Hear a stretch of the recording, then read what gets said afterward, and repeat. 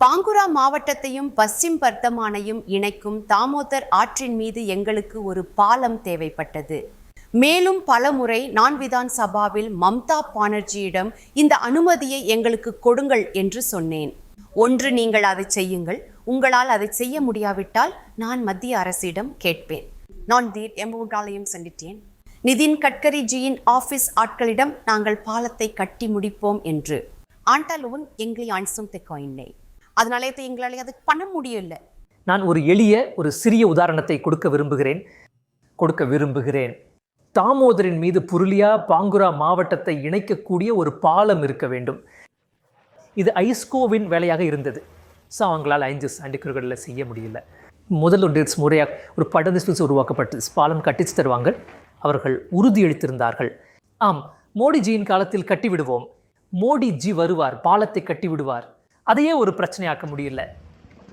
பெரும்பாலான நாடுகளில் இந்தியாவில் ஒரு மாநில சட்டமன்றத்தின் பதவி காலத்திற்கு சமமான 5 ஆண்டுகள் இது போன்ற ஒரு ஆற்றின் மீது கான்கிரீட் பாலம் கட்ட போதுமானது. இந்த விஷயத்தில் நான் ஆசன்சோலை இந்த பக்கத்திலும் பாங்குராவை மறுபக்கத்திலும் இணைக்கும் தாமோதர் நதியில் இருக்கிறேன்.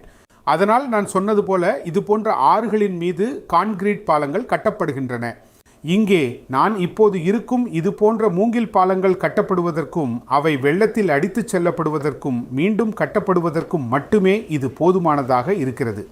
இப்போது நான் பாஜக எம்எல்ஏ மற்றும் டிஎம்சி வேட்பாளர் இருவரையும் பேட்டி எடுத்ததை நீங்கள் கேட்டீர்கள். அது உண்மையிலேயே ஒரு அரசியல் சாணக்கியத்தனமாக இருந்தது. ஏனென்றால் இங்கு ஒரு கான்கிரீட் பாலம் வராததற்கு அவர்கள் இருவரும் ஒருவரையொருவர் குற்றம் சாட்டுகிறார்கள். எங்களுக்கு ஒரு பாலம் வேண்டும் என்று நாங்கள் அரசாங்கத்திடம் பலமுறை சொல்லியிருக்கிறோம். அதற்காக எங்களிடம் சேது மற்றும் தாமோதர் சேதுபந்தன் கமிட்டியும் உள்ளது. ஓ, அப்படியா? அப்படியானால் அது போராட்டத்திற்காகவே உருவாக்கப்பட்டுள்ளது. ஆமாம், போராட்டம் செய்து கொண்டுதான் இருக்கிறோம் சார். நாங்கள் எல்லாவற்றையும் செய்கிறோம். அதற்காகத்தான் நாங்கள் இதை விரும்பிக் கொண்டிருந்தோம். பாருங்கள், தற்காலிகமான இது மழைக்காலம் வந்ததும் உடைந்து விடுகிறது. பிறகு புதிய ஒன்றும் கட்டப்படுகிறது. சரி, அப்போ இதை சொல்லுங்கள். நான் இப்போது இங்கே வந்தபோது அக்னிமித்ரா பாலையும் சந்தித்தேன், டிஎம்சி எம்எல்ஏவையும் சந்தித்தேன். அவங்க 2 பேரும் ஒருத்தரை ஒருத்தர் குறை சொல்கிறாங்க. அவங்க சொல்கிறாங்க பிஜேபி டிஎம்சி மேலே தப்புன்னு சொல்கிறாங்க, டிஎம்சி சொல்கிறாங்க பிஜேபி மேலே தப்புன்னு. ஆனால் எது அரசாங்கமோ அந்த அரசாங்கம் தான் பேசணும். எந்த அரசாங்கம்? அரசாங்கம் சொல்றதுன்னா இப்போ எங்க மாநில அரசாங்கம் இருக்குல்ல, அவங்களும் இதை பார்க்கணும். மத்திய அரசாங்கம் இருக்குல்ல, அவங்களும் கொடுக்கணும். எங்களுக்கு 2 அரசாங்கத்துக்கிட்ட இருந்தும் வேணும். அப்போ எங்களுக்கு பக்கத்துல இருக்கிறதுனால நாங்க மாநில அரசாங்கத்துக்கிட்ட எங்க விஷயத்த சொல்லுவோம். மாநில அரசாங்கம் தான் இதை பார்த்துக்கவோ இல்ல ஏதாவது செய்யவோ வேணும். பாருங்க, நான் சின்ன வயசுல இருந்து கேட்டுட்டு இருக்கேன், பாலம் கட்டுவாங்கன்னு. ஆனா இன்னும் கட்டல. நீங்க எவ்வளவு சின்ன வயசுல இருந்து இதை கேட்டுட்டு இருக்கீங்க? அப்ப எனக்கு என்ன ஒரு 4-5 வயசு இருக்கும். அப்போ எங்க அப்பா இங்க இருந்து பான்பூர் ஹைஸ்கூல்ல வேலை செஞ்சுட்டு வந்துட்டு போயிட்டே இருந்தாரு. சைக்கிள் எடுத்துட்டு இங்க வந்துட்டு போயிட்டு இருந்தாரு. இப்ப நினைச்சு பாருங்க, பாலம் இருக்கு, ஆனா மழை காலத்துல அது போயிடும்.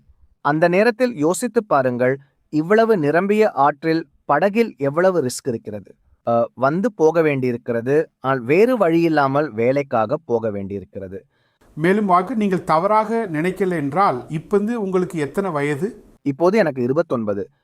அப்போ 4-5 வயதிலிருந்து நீங்கள் கேட்டுக்கொண்டிருக்கிறீர்கள். இப்போது 29 ஆகிவிட்டது. அதாவது 25 வருடங்களாக இது இப்படித்தான் இருக்கிறது.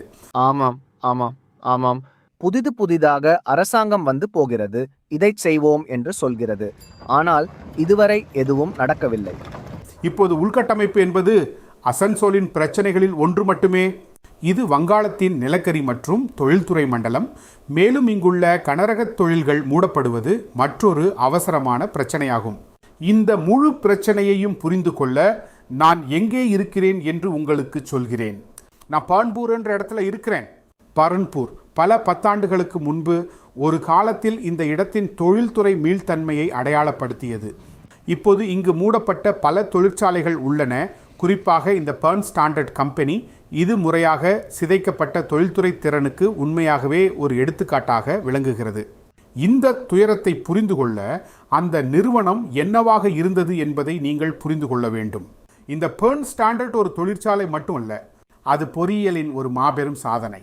ஹவுரா பாலத்தை கட்ட உதவியதும் தட்சிணேஸ்வர் கோயிலுக்கு இரும்பு வழங்கியதும் மேலும் பல ரயில் பெட்டிகளை தயாரித்ததும் இந்த நிறுவனம்தான். இப்போது அதை பாருங்கள், அந்த பூட்டை பாருங்கள். 2018 மத்திய அமைச்சரவை இதை மூடிவிட்டது. தற்காலத்தில் இங்கு தயாரிக்கப்படும் ஒரே விஷயம் மௌனம் மட்டுமே. இங்குள்ள அரசியல் குற்ற பொறுப்பு என்பது பல ஆண்டுகளாக எதிர்க்கட்சியினரும் ஆளும் தரப்பினரும் வாதாடி வரும் ஒரு விஷயமாகும். நீங்கள் பாஜகவிடம் கேட்டால் இது மாநில அரசாங்கம் அல்லது மம்தா பானர்ஜியின் குற்ற பொறுப்பு என்று அவர்கள் சொல்வார்கள். நீங்கள் டிஎம்சியிடம் கேட்டால் இது போன்ற பிரிவுகளை இயக்குவது மத்திய அரசின் தனிச்சிறப்புரிமை என்று அவர்கள் சொல்வார்கள். இப்போது இங்கு மூடப்பட்டது இது ஒன்று மட்டுமல்ல. இந்த பக்கத்தில் மூடப்பட்ட வாயில்களை கொண்ட பல நிறுவனங்கள் உள்ளன. மேலும் வங்காளத்தில் மட்டுமல்ல, இந்த நாட்டின் முழு கிழக்கு மண்டலத்திலும் ஒரு காலத்தில் தொழில்மயமாக்கலின் சின்னமாக விளங்கிய ஒரு இடத்தில் இது உண்மையில் ஒரு சோகம். இந்த நிறுவனம் மூடப்பட்டதற்கான அரசியல் குற்றம் யாருடையது? ஒவ்வொரு தொழிற்சங்க தலைவரின் அரசியல் தவறுதான். ஒவ்வொரு தொழிற்சங்க தலைவருடையது தான். ஏனென்றால் இது மூடப்பட்டிருந்தால், அதுவும் இயங்கிக் கொண்டிருக்கிற நிலையில் உள்ள ஒரு ப்ராஃபிட் தொழிற்சாலை மூடப்படுகிறது என்றால் தொழிற்சங்கத்தை தவிர வேறு யாரும் அதை மூட வைத்திருக்க முடியாது. இது மூடப்படுவதற்கு என்ன சூழ்நிலை உருவானது? எந்த சூழ்நிலையும் இல்லை. இங்குள்ள தலைவர்கள் எல்லாம் பிஆர்எஸ் கொடுத்தால் இந்த பணம் கிடைக்கும், அந்த பணம் கிடைக்கும் என்று ஆசை காட்டினார்கள். இங்கேயே தொழிற்சாலை மூடப்பட்டது. மேலும் ஒப்பந்த அடிப்படையில் வேலை செய்தவர்கள் முற்றிலும் ஒன்றுமில்லாமல் ஆகிவிட்டார்கள். எலெக்ஷன் வர்றதால உங்களுக்கு தெரியும், நிறைய பேர் வந்து நிறைய பேசிட்டு போகிறாங்க அப்படின்னு. ஸோ இங்கே வந்து இப்போ எந்த பார்ட்டியாக இருந்தாலும் மத அரசியல் தான் அதிகமாகிவிட்டது. கண்மூடித்தனமான பக்தர்கள் இப்போது அதிகமாக இருக்கிறார்கள். மத அரசியல் தான் அதிகமாக உள்ளது. ஒரு சமயம் எப்படி இருந்தது என்றால், நமது தொழிற்சாலை மிகவும் மோசமான நிலையில் இருந்தபோது அப்போது இங்கு இருந்த வங்காள அரசு, அதாவது மம்தா பானர்ஜி, ஒருவேளை அந்த நேரத்தில் அவருடைய அக்கறை நன்றாக இருந்தது. அந்த நேரத்தில் 10 வருடங்கள் வரை இழுத்தடித்தார்கள். அதுக்கப்புறம் இப்படி உங்களுக்கு யாருடைய பேச்சில் அதிக நம்பிக்கை உள்ளது? பிஜேபியும் தொழில் தொடங்குவோம் என்கிறது, டிஎம்சியும் தொழில் தொடங்குவோம் என்கிறது. யார் செய்தாலும் எங்களுக்கு நல்லது, யாராவது செய்தால் சரி. ஆனால் நீங்கள் இருவர் பேச்சையும் கேட்கும்போது யார் செய்ய முடியும் என்று உங்களுக்கு தோன்றுகிறது? பைதால் நாங்கள் ஒருவரை தேர்ந்தெடுப்பது கடினம். இந்த பகுதியின் கதை ஒருவேளை பார்ட்டி தேர்தல் அறிக்கைகளில் சொல்லப்படுவதில்லை, மாறாக இங்கு விஷயங்கள் அப்படியே தேங்கி நிற்பதில் தான் சொல்லப்படுகிறது. டிஎம்சியால் தான் வங்காளம் ஒரு தொழில்துறை மயானமாக உள்ளது என்று இப்பொழுது பாஜக கூறும். நிறைவேறாத கனவுகளுக்கு மைய அரசு தான் காரணம் என்று டிஎம்சி கூறும். மக்களுக்கு ஒருவேளை தேவைப்படுவது இது போல துருப்பிடிக்காத ஒரு எதிர்காலமாக இருக்கலாம்.